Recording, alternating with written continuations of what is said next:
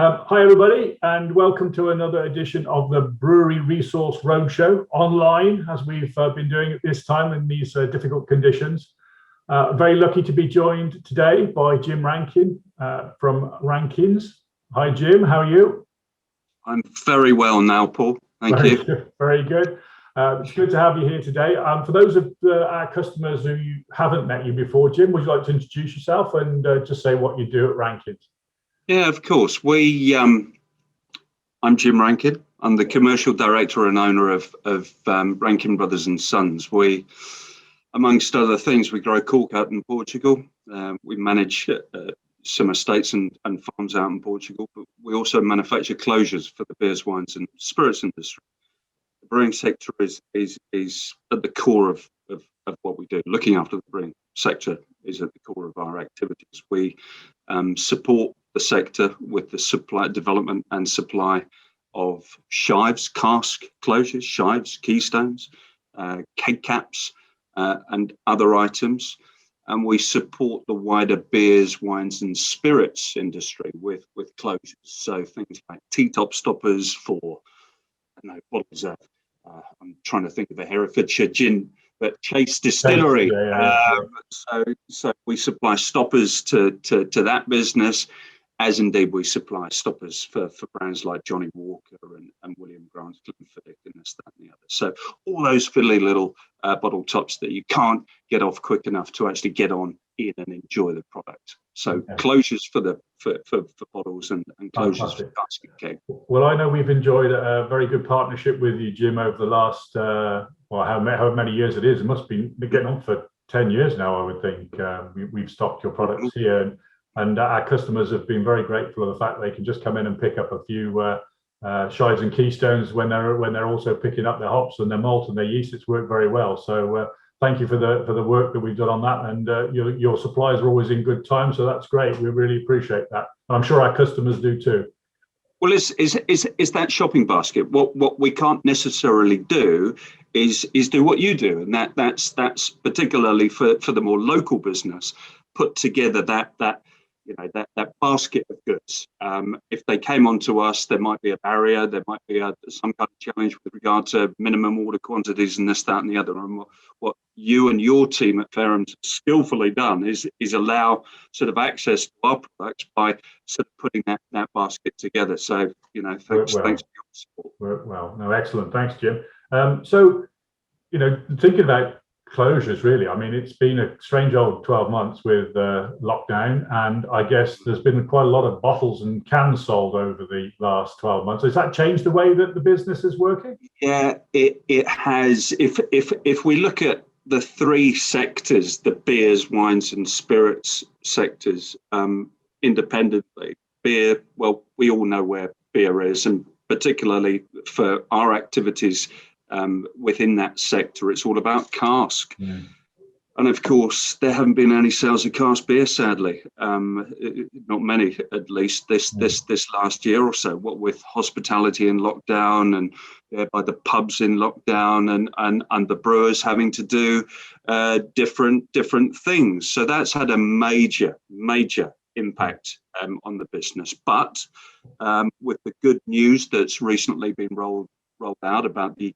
easing of restrictions and us, at least within a few weeks' time, being able to get out and enjoy some spring sunshine in a pub garden and this, that, and the other. We're now seeing brewers come back into the business, and we're seeing demand for shives and cask closures start to tickle up.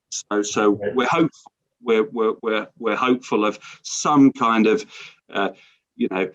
rebound as the hospitality sector reawakens. With regard to wines, well, that's it's been steady as she goes.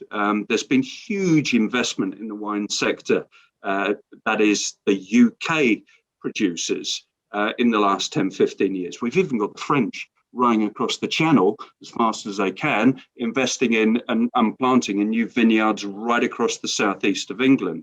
So our wines are doing really, really well. So it's really exciting to be part of the supply chain going into a very dynamic and very investing sector there. So wines, and the demand for our closures into the wine sector has remained relatively stable. Because, of course, everybody's enjoying a glass of fizz in the week, and English sparkling wine, well, I can tell you, it would rival any decent French champagne. And I'd encourage all of your viewers and all of your team to get stuck into English sparkling, because, you know, we're competing with the French in international awards, and we're winning, we're beating them. So happy days, happy days. With regard to spirits, it's a mixed bag. There's been a flight down to the more value brands, which is understandable as more people are shopping online and shopping from home, as it were. World duty free, because we're not traveling, we're not getting into planes, has ground to a halt. So whereby we were supplying a lot of T-top stoppers to premium and deluxe and luxury malt whiskey brands, those sales are predicated on international markets and world duty free, and those sales have dramatically reduced. However, the craft renaissance, the craft distilling renaissance that really was started 4 or 5 years ago in the UK has continued, and it's all predicated on local tastes and flavours. We've got so many more local distilleries that have sprung up, down and across the country these last 3-4 years. Happy days for us as consumers. We've got more choice than we've ever had previously. It's not, you know, when we talk about gins, it's not just, you know, Beefeater and Gordon's. It's the menu of choices is now vast, and what our business has been able to do is reach out to those local businesses, those brand owners, and support them with the development and supply closures. I think we're seeing the same on hops to a certain extent. You know, people are using the great hops from America and New Zealand in their beers, but also now people are looking a little bit closer to home with the locally grown stuff, so that they can say that they're, you know, got the local provenance, the low food miles, low carbon footprint, much more of the, I suppose, as local breweries, that's ideal, using local hops. So it's all coming around to that sort of more locally produced produce, and I guess Brexit's had an effect on that as well. Have you seen much of an effect from Brexit in your business? Huge. I mean, there he was, our dear beloved Prime Minister, saying, you know, I've got a deal. What he failed to tell us about was the sheer burden of paperwork and other responsibilities that come in with the importation of goods from you know, the European Union, and in the export the other way. You know, we have seen, we ship goods from our plants in Spain and Portugal week in, week out. We fill trucks and they come across the channel every single week of the year. And we reckon that we have got in the order of about an additional 60, maybe £70,000 worth annually in additional costs through customs declarations and clearances. So it's been a real headache, and it's been a real headache for our customers in the Republic of Ireland, because we're bringing stuff in from a member state, we're bringing stuff in from the EU now into the UK to transship it to another member state of the European Union. So the paperwork that goes with all of that is it is a nightmare. But we just about got our heads around it, and we're working with some terrific freight forwarders that have skillfully sort of helped us through all of this. But you know, it's cost, and you know, you sometimes look at the paperwork required and you think, really, how much? Yeah, especially for goods that were just being shipped straight across the water very easily 3 months ago. So yeah. Anyway, enough about Brexit, Jim. I'm more interested in what you've been up to in the last 12 months, really, as a business. Has the business been moving forward in lockdown? Have you been able to do some new projects and things like that? Do you know what, we've used the time, I hope, wisely. At the back end of 2019, we acquired our long-standing supply chain partner, Plasmatech, which is a manufacturing business. Plasmatech have been responsible for manufacturing the plastic mouldings that we sold, not only to the brewing industry through the shives and the keystones, but also a myriad other products that we supply into the spirits and wine sector. So that was a big investment for us, huge investment, and it couldn't have come at a more challenging time, back end of 2019. And then we, set sail for COVID in January, February, and March. But look, I mean, despite it being a challenging time, the acquisition is just one part of our overall strategy to take more ownership of our supply chain and the activities within the supply chain. And I mean control in the nicest possible sense of the word. Of course, it's to the benefit of our customers and our partners. We're now in complete control of the manufacture of our shives and our keystones and other products. But it also means that we can deliver on our longer term strategies. And the downtime that we've had during COVID has allowed us to really reset the business, to start having internal conversations about who we are and what we want to do going forward. And the bottom line is that we need to be a much more sustainable business. I mean, we're 6 generations. The business was first established in 1774. So to safeguard our future, we have to think about ways in which we can remain relevant to our customers. We have to listen to them. We have to understand the challenges that they face, because often the challenges they face are the same ones that we face, and we have to respond accordingly. So we've developed a really ambitious and robust plan to transform the business over the next 5 years. So through our 250th anniversary in 2024 and beyond. And it's all about sustainability. We are lifting every stone. We're looking at the raw materials that we use to identify more environmentally positive options, whether it's natural, whether it's bio-sourced, whether it's biodegradable, whether it's recycled or recyclable. We're looking at the design of our buildings. We're looking at how they function and how they impact on the environment. So this takes us down the road of the adoption of sort of green energies like solar and wind energy. We're building a brand new factory in Portugal that will have a zero carbon footprint. But we're also looking at our behaviours. We're asking ourselves how we can change our ways of working to lessen our environmental footprint or impact. So it's all good stuff. Yeah, very good. Yeah, excellent. And I suppose the downtime has allowed us to again reset the business. Yeah. And what about your Razor Glass initiative? How's that going? It's going really well. Yeah. It's again during lockdown.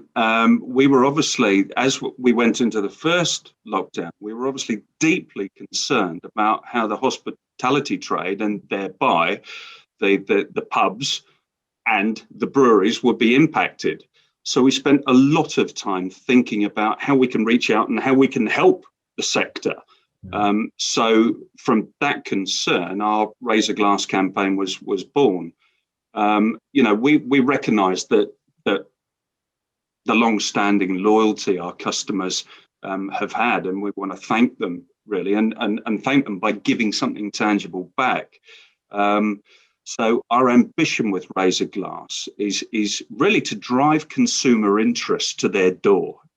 It's not about us interfering with how they conduct their business, because they know how to do their business. But if we can, through the Razor Glass campaign, so create the consumer interest and drive the consumers to them, then the more and more consumers start to knock on their door and say, we want some, then they'll develop their own ways through either drive-through, click and collect, home deliveries, etc.